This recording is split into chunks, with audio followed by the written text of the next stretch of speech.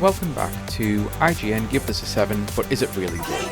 Today I'm going to be taking a look at Hotshot races, and I have actually been after a game like this for a long time, so I'm not the biggest fan of open world races, and I've noticed that racing games as a whole are getting to the point now where I'm really struggling to actually get into and enjoy a racing game. Apologies, I've just noticed the audio is kind of blasting things out, so I'm just going to turn some stuff down real quick there, and hopefully that helps. Thankfully I've not really said anything important so far, so even if you didn't really hear it, it's not the end of the world. So I've been really struggling with races, and I just wanted a nice, like, fun arcadey one with weird drift mechanics. So I've been trying to play some of the older Ridge Racer games, and it's a case of I've played them so much I'm kind of sick of them, and they're just not hitting right. So because of doing this IGN Give It a 7 series, I found this one, and it turns out I actually have been looking for this game for a long time, and I've been really enjoying it. Not to spoil the fact that I'm clearly saying that I can't believe IGN only gives this a 7, what the hell were they thinking? Because this is pretty much your standard arcade racer. As you can see, it's got the checkpoint system, which I can live out, I can take it or leave it, to be honest. Like, games like Outrun, the checkpoint thing, I guess, was implemented to get people to spend more money at arcades, but I find I don't really need that. It's more about the driving, the mechanics and things like that, and the game handles really well. I know it may not look it because I'm driving like absolute crap, but again, that's because I'm beyond frazzled and doing so many things and trying to talk and actually drive at the same time. It's pretty difficult. Driving games tend to be the sort of thing, especially this one, where you do really need to know the track, know when to hit brake, when to hit accelerate, when to drift, when to hit turbo. So you really do need to be able to focus, and I can't do that at the moment. But it's got a bunch of tracks, so much unlockable content. Each of the drivers has 4 cars. The game incentivizes you to basically race all of the races with those cars, to win the Grand Prix with those cars, to be able to unlock a bunch of stuff, which is all mostly, I believe, cosmetic. I haven't seen anything at any point that hints towards I can make the car better. It's just a case of each racer essentially gets a car that's better for speed, better for acceleration, better for drifting, and I can't remember the 4th stat right now. But yeah, you go through all the races, you earn money, and you buy a bunch of unlockables and customizations, and yeah, it's just a very simplistic but also incredibly good arcade racing game. I love the graphics, I love the audio on it, the voices aren't annoying, the soundtrack is really good, I think, and again, the gameplay. The gameplay is the most important part, and it really does handle amazingly well. I really like how it feels, and I wish more racing games like this would actually exist these days, because I'm really not an open world racing fan. They tend to be soulless, like empty highways where there's nothing there, and even if you have got something to do, it tends not to be the most exciting thing to do. Like, look at Mario Kart World, which that will be its own video later.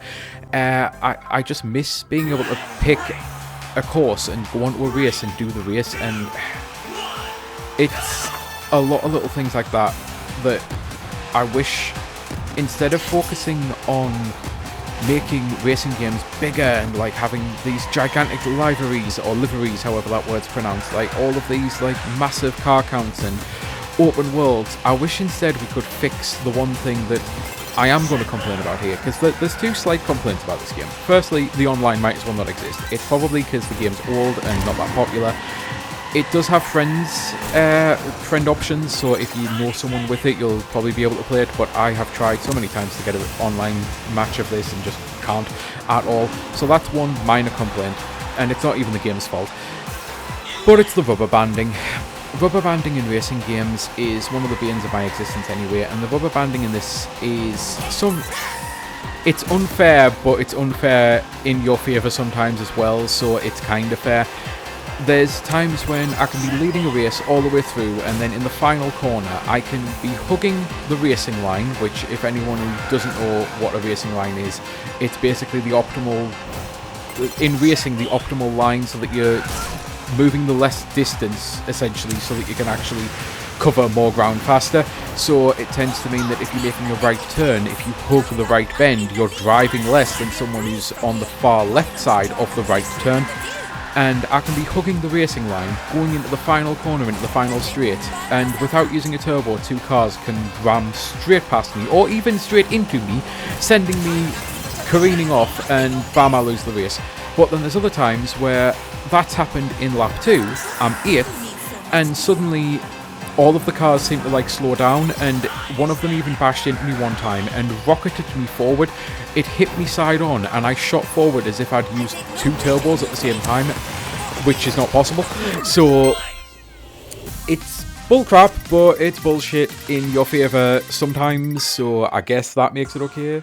But yeah, I wish instead of building out all of these expansive worlds that we're doing with racing games, can't we fix the AI of drivers? Like, there has to be some way to make the AI smart enough so that it... Let's say, and I'm not going to assume this would work for every racer, but this is one of those basic ideas that can then get built upon. Let's say the fastest time I have on a track is a straight 1 minute 30. 30 seconds per lap. That's my absolute best time every single time I do the race. Why couldn't the AI know that? And why couldn't the AI then develop around me? So it's like, right, if they drive absolute peak perfection, 90 seconds is what they need. So let's make it so that second place finishes the race in 92 seconds. That way, it would be a constant incentive to me that I'm not allowed to mess up, I'm not allowed to make a mistake, and if anything, I've actually got to find a way to buy more time to like do better in a lap to be able to make it so that it isn't as close. Why can't we have like dynamic difficulty like that? And you could even make it so that, let's say 30 seconds per lap is actually a terrible time, and it turns out there's a shortcut that I'm supposed to be hitting to save 5 seconds each time, so that would mean that the car that's programmed to be my rival would be finishing the race 15 seconds ahead of me. Why couldn't it then do something like that? Because then I'd be thinking, okay, every time I play this race, I lose by 15 seconds. So there must be a shortcut or something I'm missing. So then it would give me an incentive to go onto the track, to learn the track even more. I just feel rubber banding was archaic as hell, and it was the only way we could get racing games to work. But now surely there's got to be a better way, there's got to be better technology, the way AI has advanced with games. And obviously I'm saying AI and it's one of those buzzwords that everyone's crapping on. Please do remember video games had AI long before a lot of things, because video game NPCs use AI, so that's the kind of AI I'm talking about. I'm not talking about I want my games filled with generative bullshit that I fucking cannot stand. So please don't ever think, oh, they're saying AI is great. AI, no, I'm specifically talking about video game NPC AI, the stuff that's been in games since pretty much day one. I think even Pong's other paddle essentially had a rudimentary AI of always chase the ball, you know? So why can't we get to a point where racing games actually have challenging difficulty, like a dynamic difficulty, and instead of this bullshit of, you know what, you've been in first for 2.5 minutes, I'm gonna fuck you over suddenly.